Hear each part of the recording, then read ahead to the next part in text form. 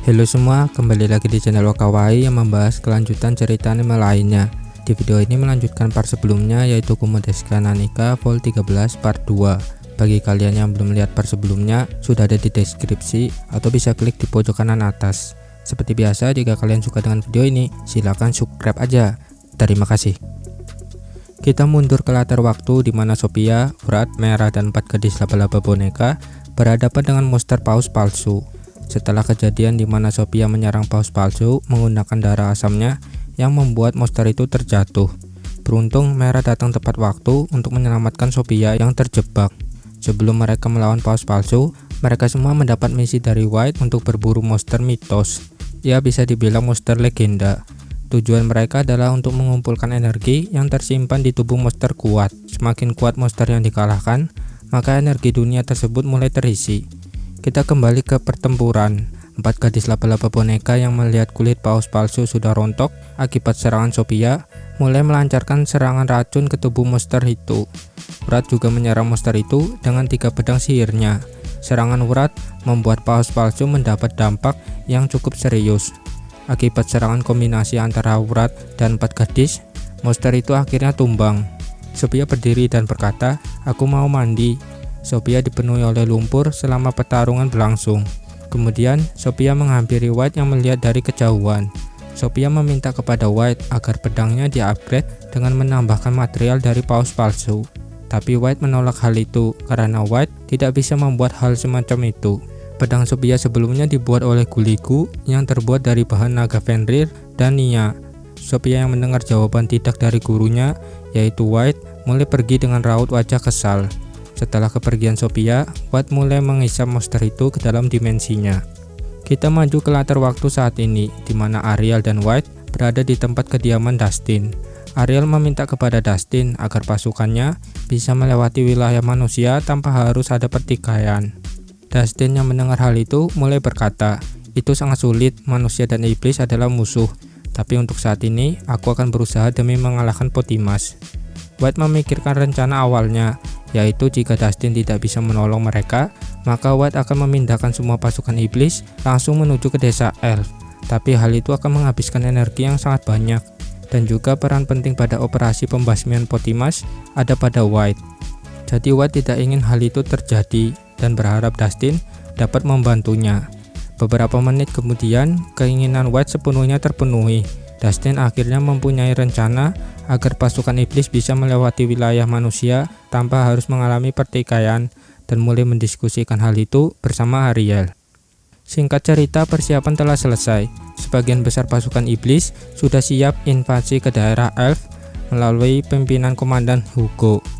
Karena sebelumnya Hugo mendapat julukan dari agama firman Tuhan bahwa Hugo adalah pahlawan selanjutnya. Hal itu dilakukan agar pihak kekaisaran membiarkan Hugo dan pasukan iblis lewat begitu saja, alias pasukan iblis sedang menyamar sebagai pasukan kekaisaran yang dipimpin oleh Hugo.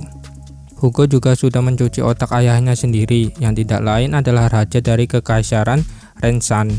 Kelompok iblis dibagi menjadi beberapa bagian. Ada bagian yang harus berjalan kaki yang dipimpin oleh Balto, dan ada bagian yang dikirim melalui teleportasi massal yang dipimpin oleh Hugo.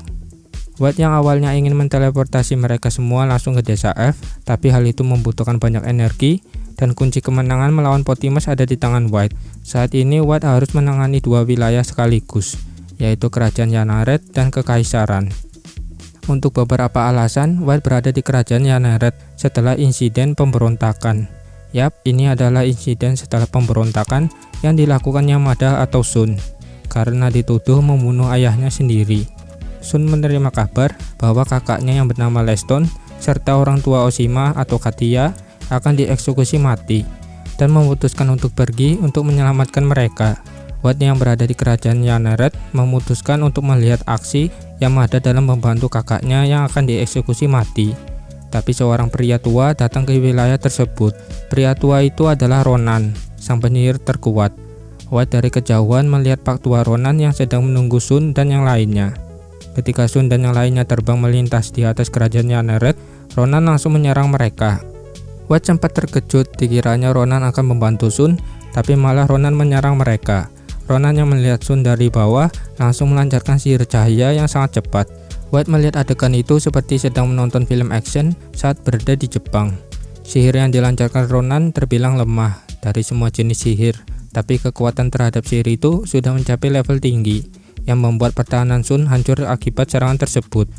Sun mulai berdarah di pipinya. Shinohara atau Fei yang melihat Sun terluka memutuskan terbang menuju Ronan. White sudah mengetahui rencana Ronan, yaitu agar mereka mendekatinya. Setelah mendekat, Sun melompat dan mengayunkan pedangnya, tapi Ronan menggunakan teleportasi jarak pendek dan tiba di hadapannya. Ronan melancarkan serangan cahaya beruntun kepada Sun, tapi Sun hanya bisa bertahan menggunakan perisai miliknya. Hairins yang melihat Sun terpojok mulai melompat dari punggung naga dan mulai menyerang Ronan. Ronan yang melihat Hairins langsung berpindah tempat. Di belakang Ronan ada Fei dan di atasnya ada Katia. Mereka berdua siap menyerang Ronan. Ronan yang menyadari hal itu memutuskan untuk kabur dengan menggunakan skill teleportasi. White bingung dengan aksi Ronan yang tiba-tiba menyerang dan tiba-tiba kabur. Setelah kepergian Ronan tanpa alasan jelas, Sun dan yang lainnya berusaha bergegas menuju tempat eksekusi. Sayangnya mereka semua terlambat. Para Algojo sudah mengeksekusi Leston, orang tua Oshima, dan bibi pelayan yang merawat Sun. Itu adalah perintah dari kakak pertama bernama Sailis. Sun yang melihat mereka sudah terpenggal kepalanya, berusaha menghampiri mereka dan mengaktifkan skill belas kasih. Seketika mereka yang sudah dieksekusi kembali hidup berkat skill Sun. White yang melihat dari kejauhan berpikir, itu adalah berkat yang diberikan oleh Di kepada reinkarnasi lainnya. Sekarang aku tahu seberapa kuat Di yang bisa mengatur kematian hidup kembali. Berkat eksperimen White sebelumnya, di mana Sun menghidupkan Katia, White mendapatkan hasil bahwa harga MP yang dipakai oleh Sun dalam menghidupkan orang dari kematian hanya sedikit. Itu membuktikan bahwa White mendapatkan hasil dengan cara agar Sun bisa meningkatkan skill belas kasih, sehingga skill tabu miliknya juga meningkat, yang kemungkinan Sun akan tahu bahwa dunia memiliki sisi gelap. White juga berasumsi jika orang yang dipengaruhi oleh Potimas mati, kemudian dihidupkan kembali, maka pengaruh itu akan hilang, dan White bisa menyelamatkan gurunya. Tapi White tidak ingin membunuh gurunya terlebih dahulu, kemudian dibangkitkan melalui skill Sun. Itu adalah langkah terakhir, begitulah di pikiran White. Hairins berkata, "Cepat, Sun, periksa tempat teleportasi, biar aku urus Leston dan yang lainnya." Sun dan yang lainnya mendengar hal itu, bergegas memeriksa tempat tersebut, tapi White sudah selangkah lebih maju. White sudah menyuruh Hyugo untuk menghancurkan tempat itu. Tapi hal tak diduga telah terjadi. Faktanya, Hairins bertemu dengan Guliku atau Guli-Guli, White memanggilnya seperti itu. Hairins merupakan pecahan jiwa yang dibuat oleh Guli-Guli agar bisa membaur kepada masyarakat. White sempat bingung karena Guli-Guli mengeluh dengan eksperimennya saat ini. Disebabkan Hairins mengeluh kepadanya karena Ronan menyerang mereka. Wajar saja, hal itu merupakan bentuk pembelaan diri setelah kematian sahabatnya yaitu Julius. Guli-Guli juga memiliki perasaan yang dirasakan oleh Hairins. Itu sebabnya dia mengeluh, meskipun dia sudah tahu bahwa Ariel dan White akan membunuh Julius. Scene berpindah pada Dustin. Saat ini dia merasakan kelelahan setelah menjalankan semua pekerjaan. Dustin juga sempat mengingat masa lalunya yang begitu banyak dari generasi ke generasi. Sebelum sistem ada hingga sistem itu ada. Tiba-tiba Guliku datang ke tempat Dustin. Dustin yang melihat Guliku terkejut karena tamu tak diundang telah datang. Dustin memutuskan untuk membuka anggur yang telah lama dia simpan dari generasi sebelumnya untuk menyambut Guliku. Mereka berdua menyesal dengan masa lalu yang mereka alami. Terutama Guliku, dia sempat berkhianat kepada dewa-dewi lainnya demi memihak manusia dan membiarkan manusia mengorbankan dewi agar bisa menyelamatkan dunia. Tapi upaya yang dilakukan Guli ternyata tidak ada hasilnya. Buktinya dunia akan mengalami kehancuran. Dustin juga menyesali perbuatannya di masa lalu, di mana ketika pertama kali ada sistem, ras manusia selalu ditolong oleh ras elf, hingga Dustin menemukan fakta bahwa ras elf dipimpin oleh Potimas yang sangat kejam dan jahat. Sampai saat ini, Dustin di versi sekarang masih tidak bisa melepaskan ras elf dari manusia. Dustin berkata, akhirnya tiba, Potimas akan tiada. Guliku menjawab, iya. Dustin menanyakan kepada Guliku mengenai rencana White menghancurkan sistem. Dia mendengar hal itu dari Guliku sebelumnya. Guliku menjawab, secara teori itu bisa terjadi, mengingat sistem membutuhkan energi besar agar bisa sistem itu berjalan. Jika sistem itu dihancurkan, maka dunia akan bisa pulih. Dustin tidak sepenuhnya yakin karena itu adalah teori dan belum ada bukti pasti. Guliku memberitahukan bahwa dia tidak tahu detail mengenai sistem karena dia adalah administrator. Orang yang mengetahui sistem, atau lebih tepatnya bisa berinteraksi dengan sistem, adalah orang yang memiliki 7 kebajikan dan 7 dosa mematikan. Mereka lah yang mengetahui sistem karena sistem memperbolehkan mereka masuk ke dalamnya. Dustin berkata, berarti kita hanya bisa bekerja sama demi menyelamatkan dunia ini. Tapi itu adalah hal yang mustahil. Setiap 7 kebajikan dan 7 dosa besar terlahir di berbeda ras. Terlebih lagi Potimas tidak bisa diajak kerja sama. Guliku menjawab, maka dari itu Ariel memutuskan untuk melenyapkannya. Dustin sempat berpikir dan berkata, jika Potimas lenyap, maka selanjutnya adalah aku. Guliku menjawab, kau tidak perlu khawatir dengan hal itu. Yang lebih penting kita harus menyelamatkan dunia terlebih dahulu. Kita hanya bisa menunggu hasil Ariel melawan Potimas. Pada akhirnya mereka berdua berbincang mengenai hal-hal yang tidak penting, mengingat malam itu adalah malam terakhir mereka dalam acara minum anggur. Scene berpindah pada White yang menyuruh pasukan elitnya mencari dan membunuh ras elf yang bersembunyi di berbagai wilayah. White juga sudah memberikan penjagaan khusus di depan pintu pasukan labirin besar Arrow agar Sun dan yang lainnya tidak pergi menuju desa elf. Setelah White mendapat kabar bahwa mereka akan pergi menuju desa elf. Selanjutnya seperti di anime di mana Sun menemukan orang yang tahu tentang jalan rahasia labirin besar Arrow di episode 16 dan 17. Ya intinya sampai Sun dan yang lainnya tiba di desa elf. Selanjutnya dari sudut pandang White yang melihat Sun dan yang lainnya sedang berada di labirin besar Arrow mulai mengeluh karena dia harus menghentikan langkah Sun dan yang lainnya agar tidak sampai di desa elf. Tapi hal itu sangat sulit dilakukan. White sempat berpikir agar dia mengirim laba-laba kecil untuk mengurus Sun dan yang lainnya. Tapi White menghentikan rencana itu karena laba-laba kecil akan benar-benar menghentikan langkah mereka dengan memotong kaki mereka. Saat ini White hanya memantau perjalanan mereka di labirin besar Arrow.